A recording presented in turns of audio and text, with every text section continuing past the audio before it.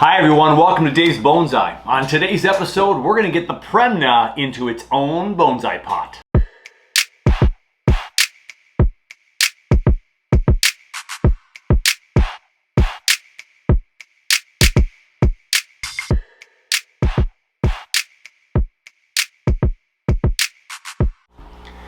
It is the day before Thanksgiving, and it's a really good day for me because I get to repot a tree. So a couple things to say. Well, happy Thanksgiving to everyone, whether you're watching this the day of, the day after, or a week after, or even longer if you watch this next year. We're going to repot this the day before Thanksgiving for a couple of reasons. One, my wife is on a couple of errands, so I've got the morning free until some afternoon commitments.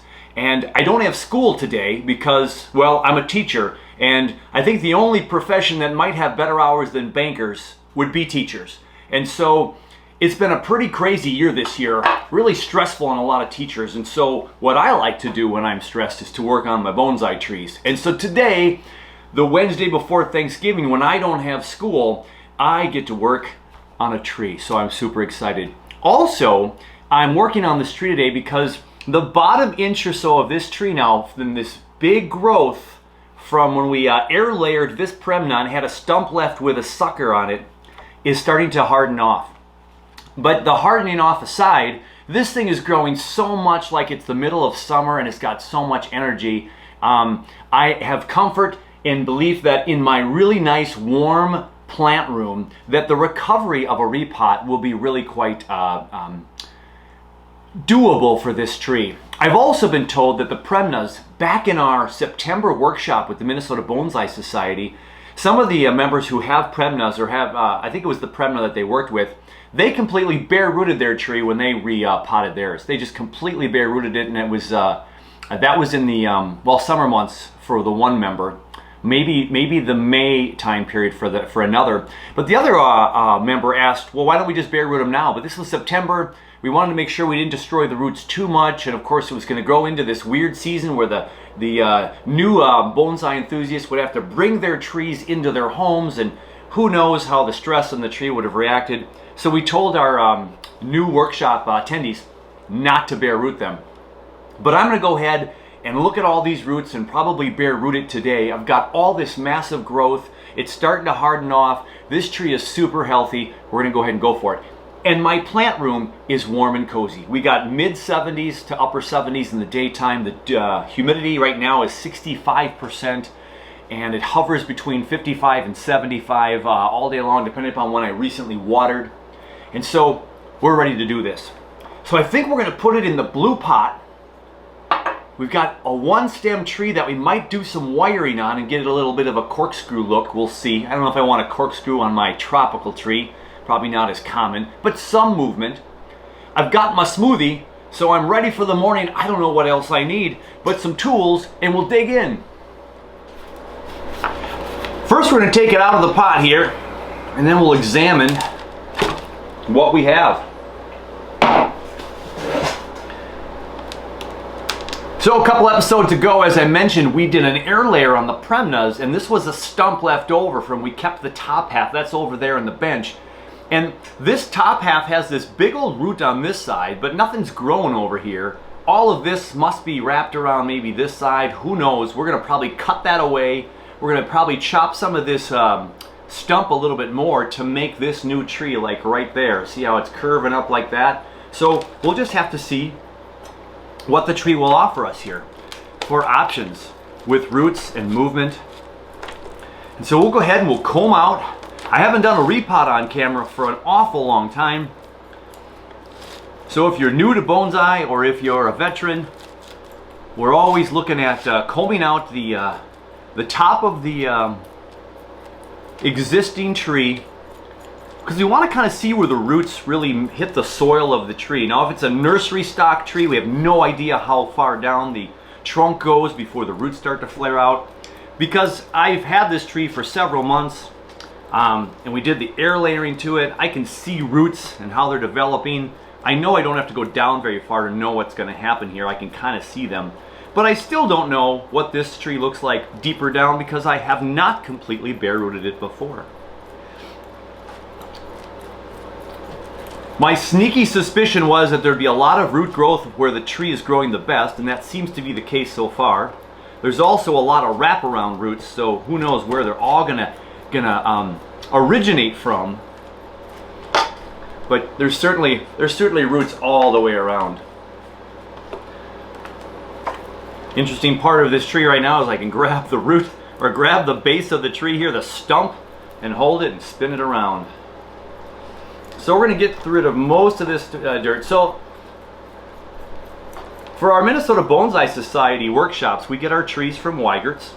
So we've had a lot of great success from trees down there.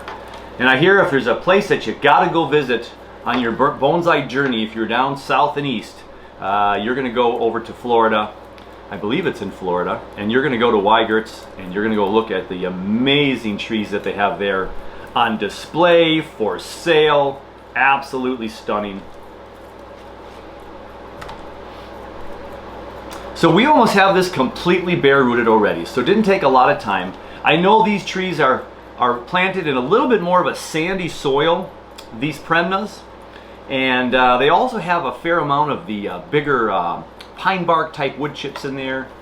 It's a soil that you have to be careful and water them often because they can dry out pretty quickly. They don't hold the moisture as much as more of a black dirt might, and so you might have to be a little bit careful there.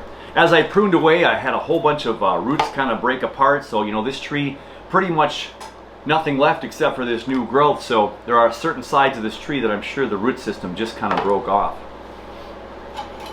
So one of my first operations here is I do want to cut this big root off right here. I don't think we're going to keep that guy. So there we have that.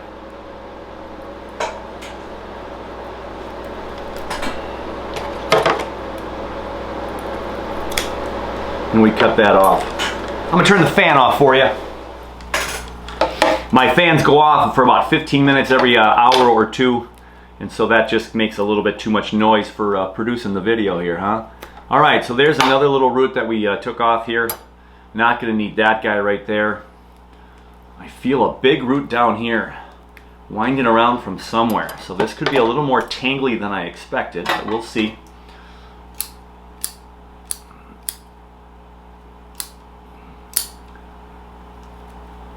Can cut some of these longer roots off to begin with. Here's a thick one right there, and cut that one off. So there's a lot of roots in this tree still, and all of these roots are certainly not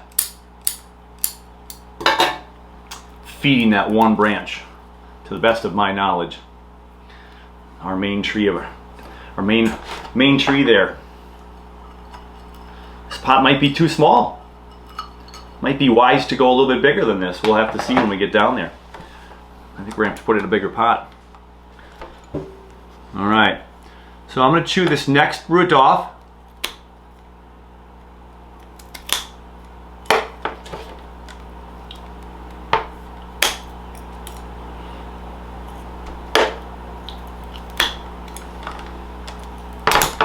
So I'm cutting into this trunk. And now I'm just starting to see some green cambium layer.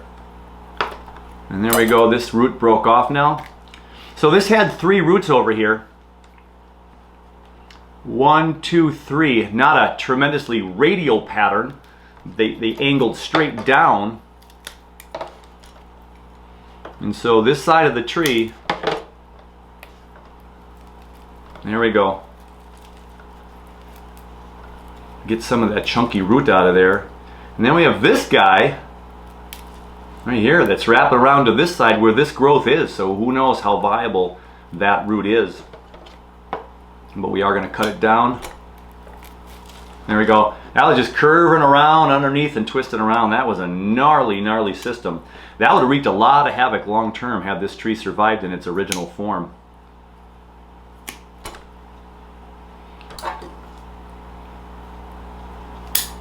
So again, according to some Minnesota Bonsai Society members, you are able to really bare root these guys pretty severely, which is why I feel I'm able to do the thick cutting that I am. And as Nigel Saunders would say, if I make a mistake here, I will learn from it. So I do have it quite small, and then we can put that in the pot right there.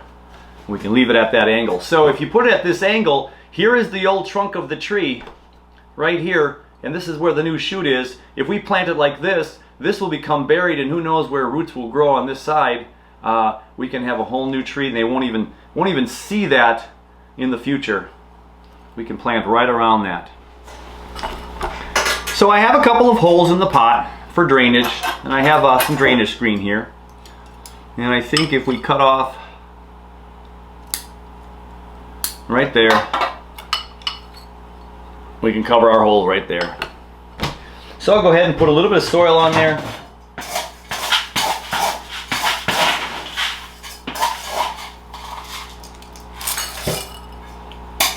And then we're going to have to see if this tree is even going to remotely be able to stand up in this pot without wire.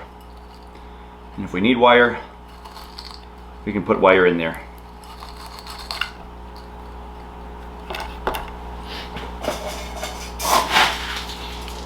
So this tree has a lot of growing up to do. It's going to subdivide eventually. We just want to see if it's going to stay in our pot here with this new angle, and when burying the trunk, the stump of the tree, it might start rooting out a little bit in that area. And there's the base right there. We do have a leaf really low down there I just ripped off.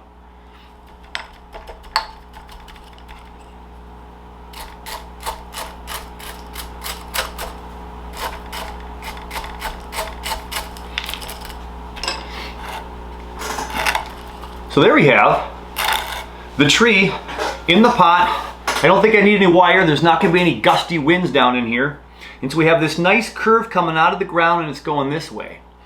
And I don't think I'm going to wire this today. I was considering maybe wiring it and making a little bit of a twist or something to it, but I like its natural curve right now. The only decision I have to make next after watering this tree is what I do with the top of the tree. Now, we just cut off a large chunk of roots.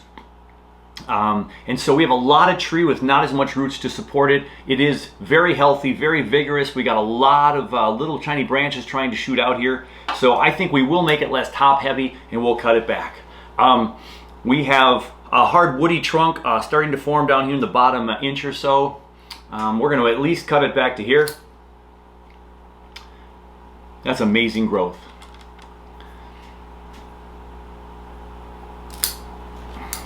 I think we're going to leave it right there. We've got some nice branching forming way down here. We got another one here. We got two here, and we got two here. What's nice about this tree is I've got two growing this way, and then two growing spread out this way, and then this way, so they rotate as they go up in their growth. So that's really super nice. So let's get some water for this, and this has been repotted in no time at all. Water's coming out the bottom now. I can see going through the roots and the soil that we left behind. I think that is definitely soused. Soaked up good. Here we go. Got the water draining out. And there we have it. We have a new tree. So take a peek back at the episode where I made the air layers to get this sucker to grow. And then it has been about a month or more that it's been down in my plant room to grow about 12 to 18 inches tall. We just repotted it, had plenty of roots to bear root, and we cut off about maybe 2/3 of the tree. We're leaving this, and we're going to keep it in the warm plant room here. We got plenty of warmth, light, humidity, and it's just going to love life, hopefully, and do really, really well. Of course, I'll give you some more updates on this tree as it grows, but there we have the new Premna in the blue pot. A nice little curve to the trunk. We'll see what happens with the new branching over the course of the next several months here in the plant room.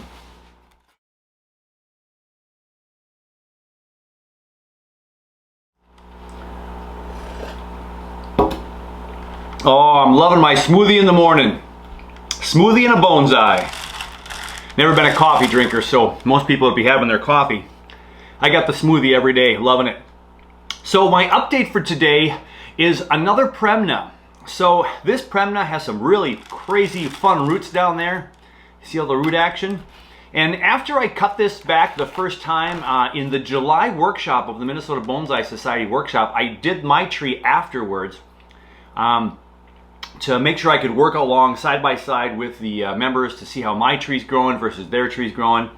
And so this tree, after I made its first cut, it started to grow.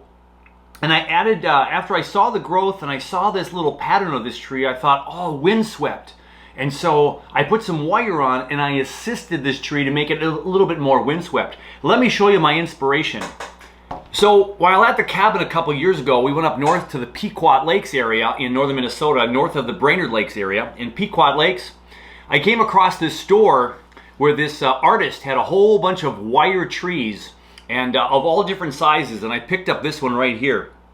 So this tree's leaning this way, and boy, whew, it started to blow this way, right? We got a nice windswept tree. So the inspiration for me to make windswept, I always go back into my mind to this artist and some of the really cool trees that he's created. If you go from this side, you can see it this way with the more of the trunk. It's supposed to be on your wall or on your shelf, something like this. But this is my inspiration, some really cool art from this gentleman. And so I'm gonna go back to that store, and I'm gonna look at the trees and look at some more and maybe get another one. He had a couple other different designs, but you could actually literally redo his design and tweak some of these branches if you wanted to, because it's all fine metal. So this is my inspiration. We'll put that back here, right there, on the redwood stand, and we'll look at this. Now, the reason why this is an update is because you'll notice I did have the wire on here. Okay, so with the wire on here, I'm always afraid with wire, if you don't check it enough, you're going to have some cutting into the wood, and especially with tropicals and deciduous trees. When you have wire scars, the scars are harder to heal and make disappear. On pine trees, we don't worry about scarring as much.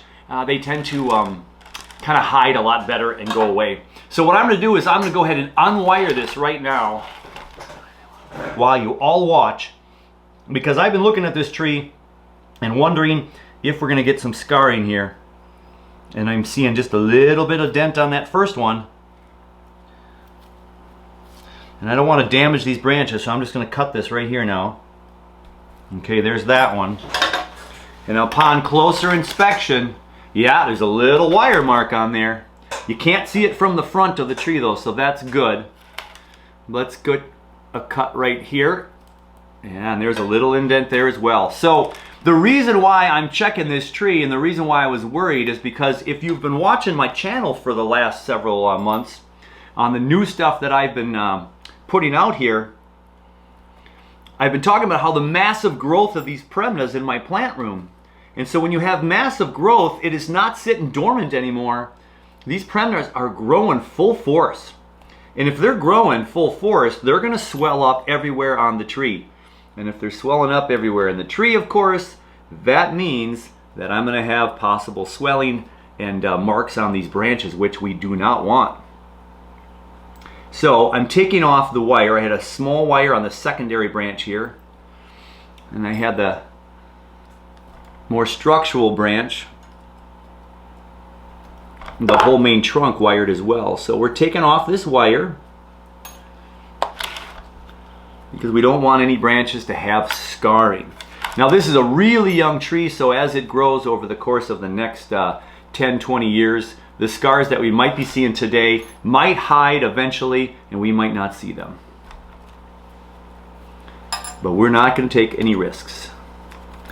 And so when you're putting your trees away for the winter in your plant room like mine, or if it's in your house in a window, if you notice a lot of massive growth and you have wire on, which we did wire on the workshop, some people wired, you got to look carefully, and now you got to take that wire off. So I'm taking the wire off, and then because we have a lot of growth in the plant room,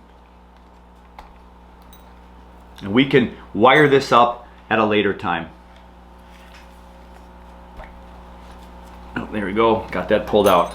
So I've successfully taken off all the wire.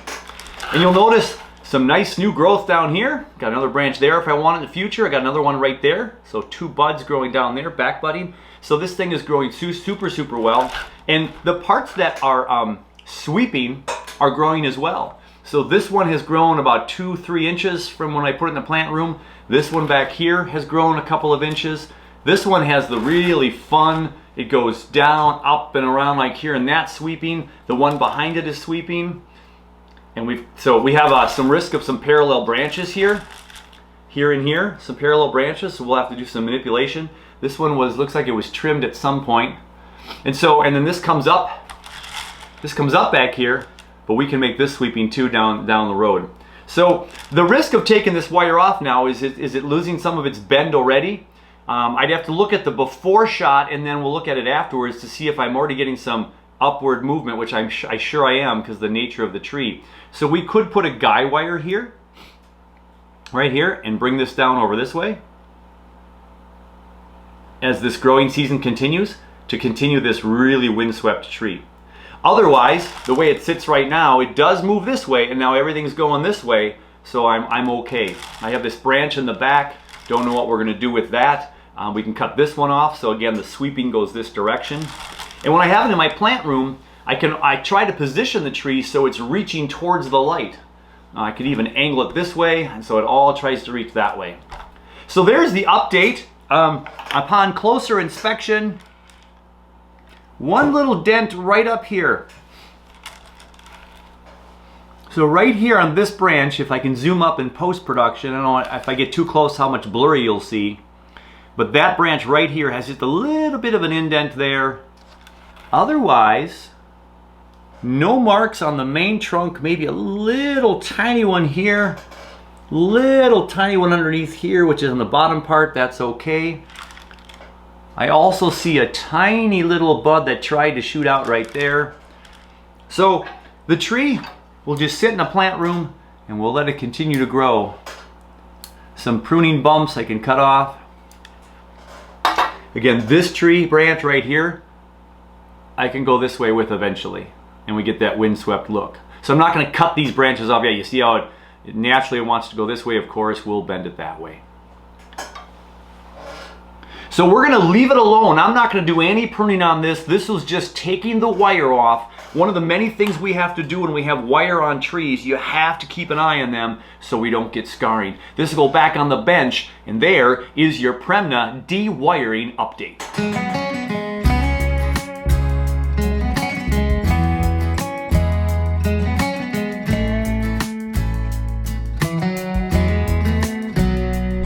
So my second update for today is out in the garden here in the backyard.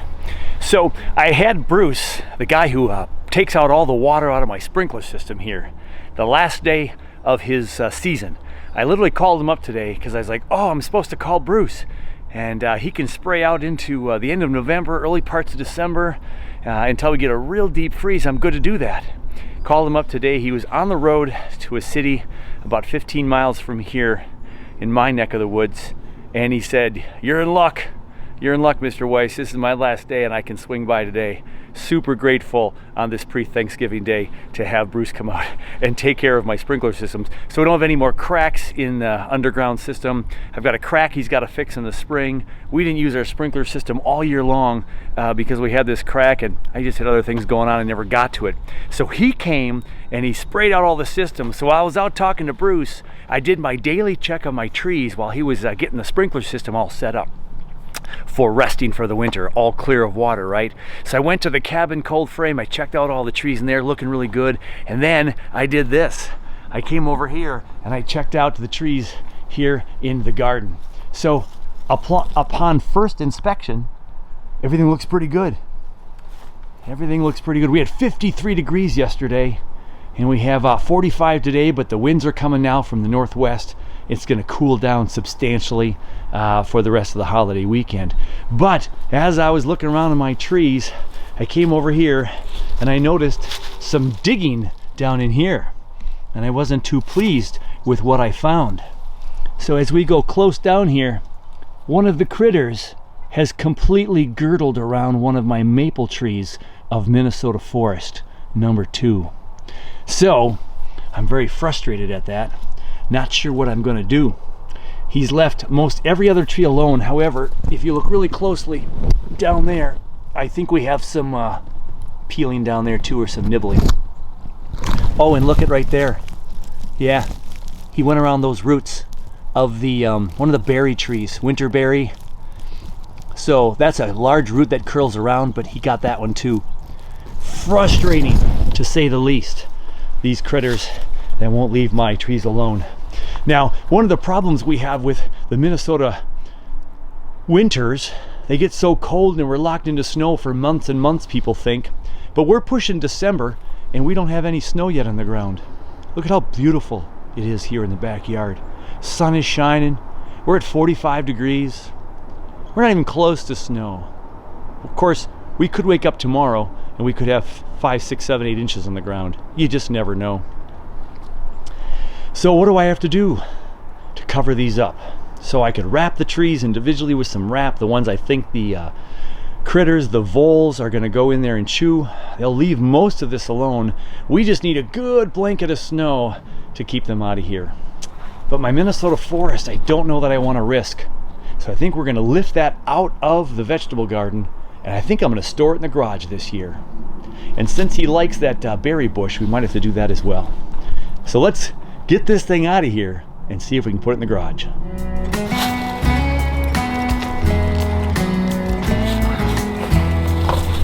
In order to get this tree out, I have to maneuver several of my trees out. Oh, so here we go. Look at that. It looks like gin or shari.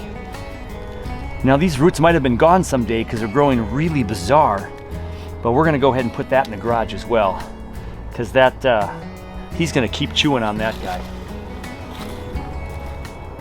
I might even have room in my cabin cold frame to take care of that one. Okay, so now I have some footing in here. We want to lift with our legs because this one's heavy. Lift with our legs.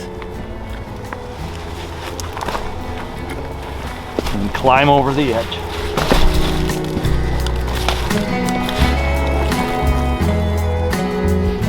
Now that the big forest is gone, I can reposition some of the not so big trees back in the vegetable garden. Oh, I hear him moving. I hear the vole moving. He's got a nice home in this beautiful, beautiful vegetable garden with all these trees and the bags of leaves to protect him. He's loving life right now. Any more trees in there that's been affected? I don't see any more issues. Oh, he's squeaking at me now.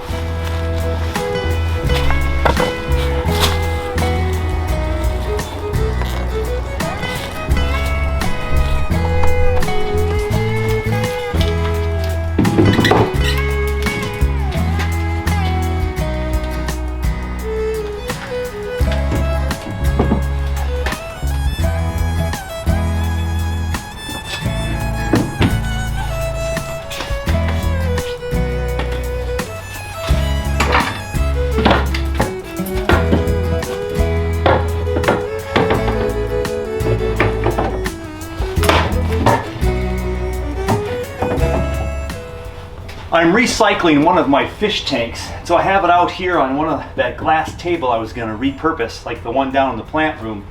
And so this is going to go bye-bye next year. It's in the garage.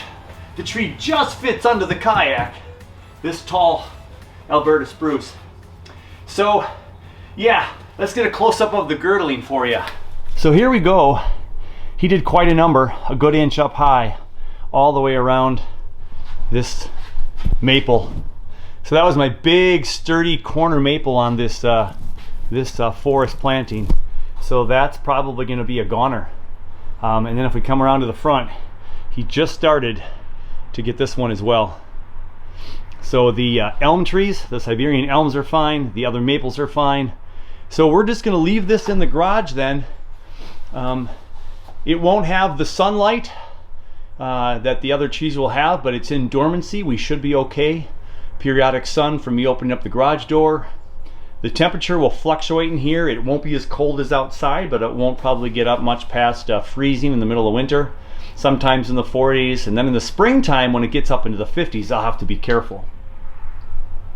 So we have a little forest in the garage for the season because I just don't want the critters to chew up all those trees on me and have me start from scratch. I did have some room in the cabin cold frame for the other 2 trees, the berry tree, and I found another, I think both my winter berry and I think a Jim Dandy berry. I don't know if those are the two types of berries I have. Maybe they're the same tree, the Jim Dandy and the winter berry. But the berry trees are in the cabin cold frame, and we now have the vegetable garden with mostly pines, mostly conifers, and hopefully those voles living in that palace of a house. The tarp, the leaves, will leave the trees alone, and if we get some snow in the coming weeks, we'll have our barrier. A couple other trees over here too in my strawberry patches. The voles are leaving those alone as well. The larch almost lost all its pine needles, and there's a couple of elms over there, American elms, and some of those pines. Hopefully they will be fine. Update number 2. The critters are already at their work. If we had snow on the ground for the rest of the season, I wouldn't be so worried, but it doesn't look like we're gonna have snow for a while in Minnesota. And so those critters are still looking for food any way they can, and they love some of those deciduous trees. Got those taken care of, got the Minnesota forest in the garage now. Hopefully that's gonna be safe and sound there. Hey, that does it for this Thanksgiving edition of Dave's Bonsai. Have a very happy and safe holiday weekend. I hope you get to be with the ones you love and do the things that you love. Well, like me and my bonsai here. So time for some family time and house cleaning and all that good stuff. In the meantime, click like, subscribe if you haven't. Take care of you, take care of your bonsai, and we'll catch you very, very soon.